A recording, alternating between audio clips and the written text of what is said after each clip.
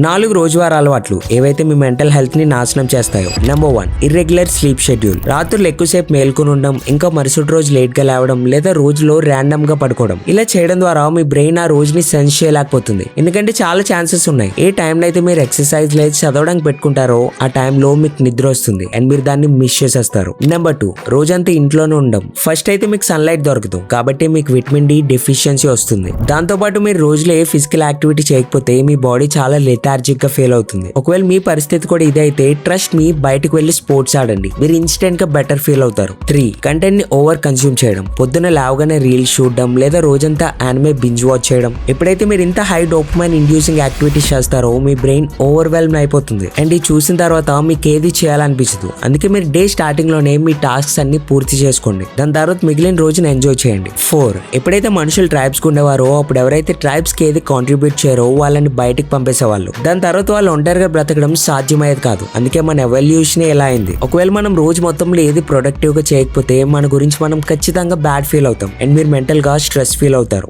వెళ్ళే ముందు ఛానల్ ని సబ్స్క్రైబ్ చేసి పెట్టుకోండి. రేపు మళ్ళీ కలుద్దాం.